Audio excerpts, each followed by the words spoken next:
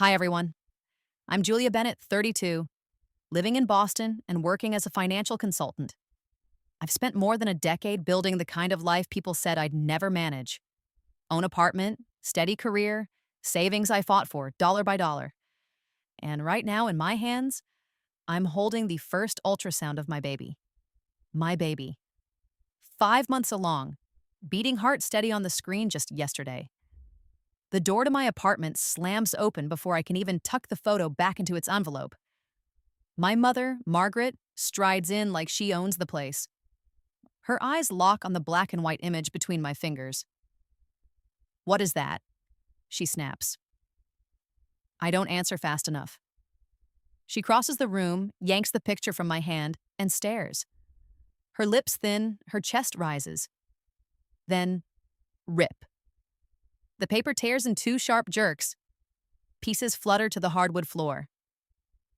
"You will not humiliate me like this, Julia," she shouts, voice echoing off the walls. "Pregnant, unmarried, 32, and still no husband. Do you want to drag this family's name through the mud?" Aintan. My throat goes dry. I bend to grab the torn photo, but her heel grinds it flat before I can reach. "This baby will not be yours in front of the world," she hisses. "If you insist on keeping it, then you'll lie. You'll say it's adopted. Or better, you'll hand it to Olivia. She and her husband deserve a child." "You don't," I feel heat rise in my chest. Part fury, part disbelief. My own mother standing in my home, tearing apart the proof of the only thing that's ever felt truly mine. Have you ever had family try to rewrite your life for their own pride? Tell me, would you call this loyalty or betrayal? I sit frozen on the couch, the ripped ultrasound still scattered at my feet. My mother folds her arms like a judge delivering sentence. "You're 32, single, no man willing to claim you. You think you'll parade around with a bastard child? Absolutely not. You will tell the family this is an adoption, or—" She leans closer, voice dropping to a hiss. "You will give the baby to Olivia. She can raise it as her own. At least she has a husband and a proper household." The audacity stuns me. "This is my child, Mom." "Mine." Her laugh is sharp and cruel. "Don't be ridiculous. A child needs a real family. You'll just embarrass us further. Olivia's begging for a baby. This is perfect." Her words slam me back years. I see myself at 20, standing in our driveway with Ryan, the only boy who ever looked at me like I mattered more than appearances. Oh, he had a beat-up truck, dirt under his fingernails from the garage where he worked nights, and a scholarship to study engineering out west. Mom's voice that night still claws at me. "If you keep seeing him, you are out of this house. He isn't our kind. He will ruin your future." I remember Ryan gripping my hand, whispering, "We'll figure it out." But when Mom stormed outside, she ripped our hands apart like she's ripping my life apart now. Within a week, Ryan was gone. She had forced the choice, her or him, and I was too young, too scared, too broke to fight. And here she is again. Different decade, same ultimatum. My independence, my love, my future child, all bargaining chips for her precious reputation. I straighten in my seat, anger steadying my voice. I will not lie. And I will not hand my baby to anyone, not even Olivia. Her eyes flare. "Then prepare yourself, Julia. Because I'll make sure no one believes you deserve to be a mother." 2 days later, I come home from work with a bag of baby clothes, tiny onesies folded soft, a blanket patterned with stars. It feels like hope, fragile but real. I spread them out on the crib I assembled last weekend. The knock on my door isn't a knock at all, it's pounding. By the time I reach the hallway, Mom has already let herself in with the spare key I never should have given her. Her gaze sweeps over the nursery corner. The crib, the little clothes, the folded blanket, her face hardens into stone. "Absolutely not," she spits. She strides forward, snatches the blanket, and hurls it onto the floor. "Do you think a pile of cheap fabric makes you a mother? You're 32, unmarried, and pathetic." I rush to gather the blanket, but she's faster. She grabs a tiny onesie, rips the seam in one harsh tug, then tosses it aside like trash. Stop! My voice cracks. She whirls on me, eyes blazing. You will not turn this apartment into a nursery of shame. You want this baby to be born under your name? Fine. But don't expect me to stand beside you when the family whispers that Julia Bennett spread her legs and couldn't even keep a man. The words hit harder than any slap. I feel my chest seize, my throat sting. My own mother shredding not just cloth, but the fragile future I've dared to imagine. I grab the torn fabric from her hands, trembling. Get out, I whisper. She smirks, victorious, like she's broken me again. Think carefully, Julia. If you fight me, you'll fight alone. If you give that baby to Olivia, you'll save this family, you'll save yourself. The door slams behind her, leaving silence heavy as lead. I sink to the floor, clutching the ripped onesie, and for the first time in years, I wonder if surviving my own mother is even possible. The next evening, a softer knock rattles my door. I almost don't answer, still raw from yesterday's storm. But when I open it, Olivia stands there. My younger sister, perfectly polished as always, clutching a designer tote. Can we talk? She asks, voice sweet, almost rehearsed. I let her in. She eyes the half-emptied crib, the blanket folded again, the onesie stitched clumsily where I tried to repair it. She sighs, dramatic.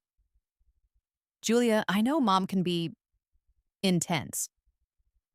But she's not wrong. This baby would have a better life with me and Matt. We've tried everything, IVF, adoption lists. Nothing worked, and now, her eyes flick to my stomach. This is our chance. I feel my nails dig into my palms. Our chance. This is my child, Olivia. She perches on the arm of my sofa, crossing her legs delicately as if she's on stage. You don't understand what it's like to ache for a baby and be told you can't have one. I love this baby already. I could give it stability, a father, a home. People would see it as legitimate. The word slices through me. Legitimate. So because I don't have a husband, my baby doesn't count? My voice shakes, but the fury beneath it is steady. She leans closer, her perfume sharp, cloying. Think of the gossip, Julia. 32, single, pregnant. You'll never recover your reputation. But if the baby is mine, everyone wins. I stand, forcing her to look up at me. Everyone except me. Her smile falters. You've always been selfish. Always taking what should have been mine. Mom is right. This time you need to give back. The words feel scripted, as if Mom drilled them into her. She adjusts her tote, rises, and heads for the door. But before leaving, she glances over her shoulder. Don't make this harder than it has to be. We'll be ready when you finally accept reality. The door clicks shut, and I'm left gripping the crib rail so tightly my knuckles burn. My mother wants to erase me. My sister wants to replace me. And all I have is this child, still unseen but already surrounded by betrayal. That night, I can't sleep. I sit on the edge of my bed, the silver pendant at my throat cold against my skin. My fingers trace it the way they used to when I was a teenager, a reminder that somewhere out there was a life I could build for myself. But the memories claw back. I was 14 when Dad saved enough to enroll me in violin lessons. I loved it. Hours in the practice room, the bow trembling against strings until music came alive. Then Olivia wanted horseback riding lessons. Mom looked at the bills and made her decision. Violin is just a hobby, she told me flatly. Your sister needs something that shows class. By the end of the week, my violin was sold to pay for Olivia's saddle. At 19, I was offered a partial scholarship to a university overseas. It was everything I'd dreamed of. But Olivia wanted to attend a private fashion institute closer to home. Tuition triple the price. Mom cornered me in the kitchen, voice low but sharp. Be reasonable, Julia. You're strong. You can make your way anywhere. Olivia needs this more than you do. Within a month, my scholarship offer had been declined. I was working two jobs to pay for community college while Olivia posted photos of studio projects and weekend trips. Every time, the same refrain: I could handle less. Olivia deserved more. Now, at 32, with a baby growing inside me, they want me to hand over motherhood itself. I press my palms against my stomach, whispering into the dark. You are mine. They will not take you. But a whisper feels fragile against the roar of voices that have drowned me out my whole life. The Beacon Hill townhouse hums with voices, wine glasses clinking, laughter echoing up the stairwell. A family dinner, Mom called it. She insisted I attend, said it would be good for appearances. I stand near the window, hand pressed over my stomach, fighting the nausea of both pregnancy and dread. Mom sweeps into the center of the room, smile poised, her pearls gleaming under the chandelier. She taps her glass with a spoon, and the chatter softens. Family, I have a special announcement, she begins, her voice smooth and commanding. As you know, Julia has always been independent. Sometimes too much so. But life has given us an unexpected blessing. I freeze. My throat tightens. She gestures to Olivia, who steps forward, glowing in a tailored dress, her husband Matt at her side. Mom's hand closes around Olivia's shoulder like a crown. This precious baby, Mom continues, eyes sweeping the room, is not Julia's. It's a child she helped bring into our lives through adoption, and Olivia and Matt will raise it as their own. The room erupts in polite applause, murmurs of admiration. So generous, someone whispers. What a noble sacrifice. My heart pounds so hard I can hear it in my ears. I shake my head, voice barely a whisper. That's not true. But Mom raises her hand, silencing even me. Julia has always been strong, but she knows she isn't suited to motherhood alone. She chose the honorable path. She chose family eyes turned toward me, some sympathetic, some pitying, others full of quiet judgment. I want to scream, to tell them it's a lie. But my mother's voice has filled this house my entire life, and mine feels small, drowned out. Across the room, Olivia meets my gaze. Her smile is soft, practiced, almost apologetic. But I see it, the triumph flickering just behind her eyes. And in that moment, I realize, if I stay silent now, the story is written. My baby, erased. My place, stolen. I leave the townhouse before dessert is served, before another glass is raised in Olivia's honor. My chest burns as I step into the cold night air, every laugh behind me digging deeper like knives. By the time I reach my apartment, my legs give out. I collapse onto the floor beside the crib, clutching the silver pendant at my throat. Tears sting, but anger burns hotter. All night, Mom's words replay. Julia isn't suited to motherhood. Olivia will raise the baby. They applauded her. They believed her. And I let them. The next morning, swollen-eyed but steady, I open my laptop. I search until I find a name. Whitmore and Green LLP, a firm known for family law. I dial with trembling hands. This is Julia Bennett, I tell the receptionist. I need to secure my rights as a mother. Immediately, an hour later, I sit in a sleek office across from a young attorney, Ms. Patel. She listens, pen scratching notes as I pour out everything, the torn ultrasound, the threats, the lies at dinner. She leans forward. Julia, listen to me. No one can take your child without your consent. What your mother announced has no legal weight. But if she or your sister tries to act on it, we'll be ready. For the first time in days, my lungs expand fully. Now, Ms. Patel hands me a folder. We'll start with documentation. Medical records, proof of pregnancy, your name on every file, and if they escalate, we issue a cease and desist letter. As I leave the office, the folder clutched tight against my chest. Something shifts. I'm still terrified, but no longer helpless. For once, I'm not just reacting to my mother's voice. I'm preparing to fight back. The following weekend, another family gathering. I almost don't go, but Ms. Patel's voice echoes in my head. Document everything. Witnesses matter, so I arrive at Beacon Hill with a folder tucked into my bag. Inside, medical records, ultrasound prints, signed statements from my doctor, all bearing my name. Proof no one can twist. The dining room buzzes with conversation. Crystal glasses catch the chandelier's light. And then Mom clears her throat, rising at the head of the table like a queen before her court. As I mentioned last week, she begins smoothly, our family is about to welcome a child. Julia has graciously arranged the adoption, and Olivia, she gestures to my sister glowing at the other end of the table, will raise the baby as her own. Applause ripples again. Compliments fly.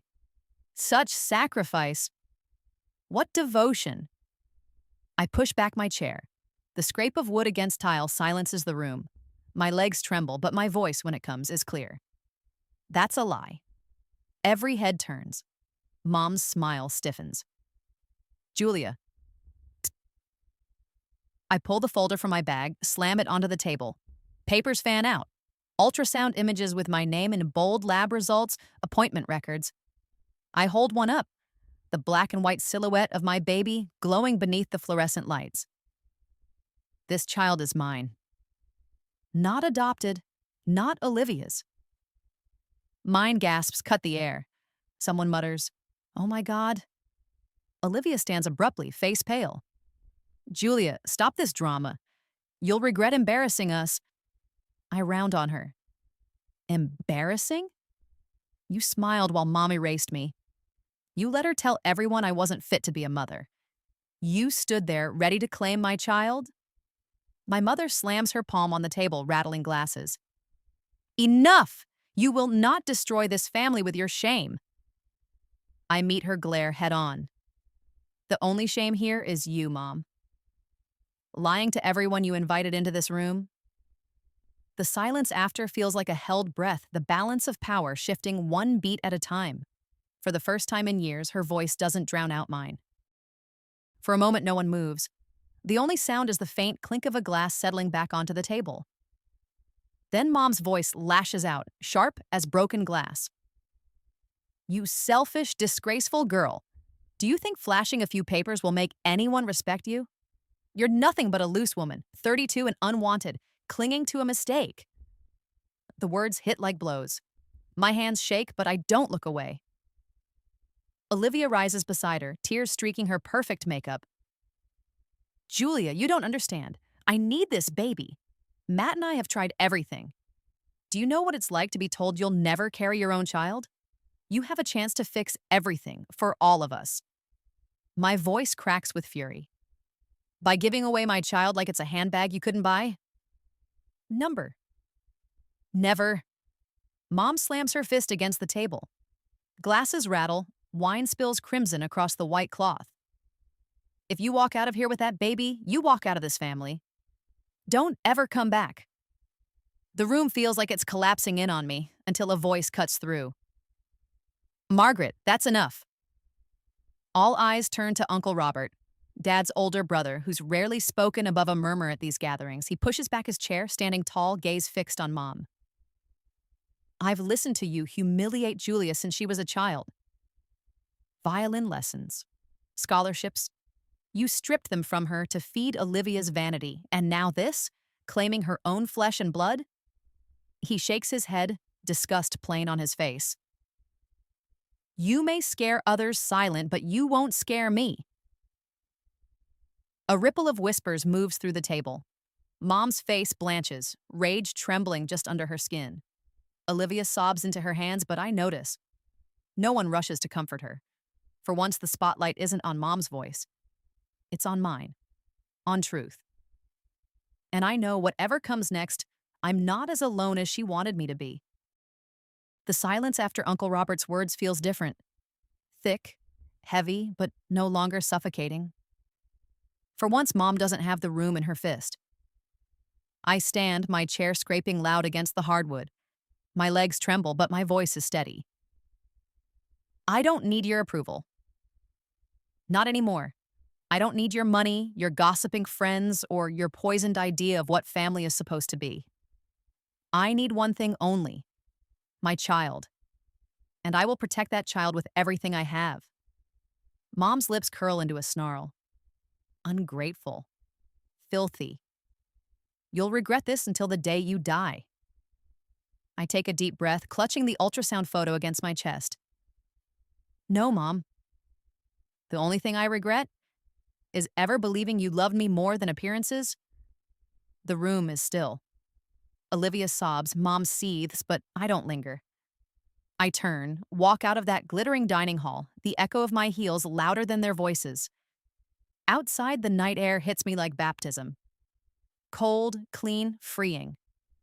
I slide into my car, slam the door, and for the first time in years, I feel weight lift from my shoulders. Weeks later, my apartment is small, cluttered with baby clothes and paint samples for the nursery, but it is mine. Mine and my child's. At night, I press the ultrasound photo to my belly and whisper promises into the quiet. Promises no one can rip away. Uncle Robert visits sometimes, bringing groceries, reminding me not all family is poison. Rachel, my best friend, texts daily. We've got you. You're not alone. And when I feel the first flutter of life inside me, I know I've already won. Mom may try to erase me from her perfect dinner parties. Olivia may weep for the child she tried to claim. But I have something they will never touch. A future. A family. Built on truth, not lies. Someday, I whisper to the tiny heartbeat beneath my hand, you'll know how hard I've fought for you, and you'll never have to fight to be loved. The ultrasound photo, once torn and mended, now framed above the crib, catches the morning light. It shines like proof. Proof that I chose courage over shame. Proof that this story, my story, belongs to me.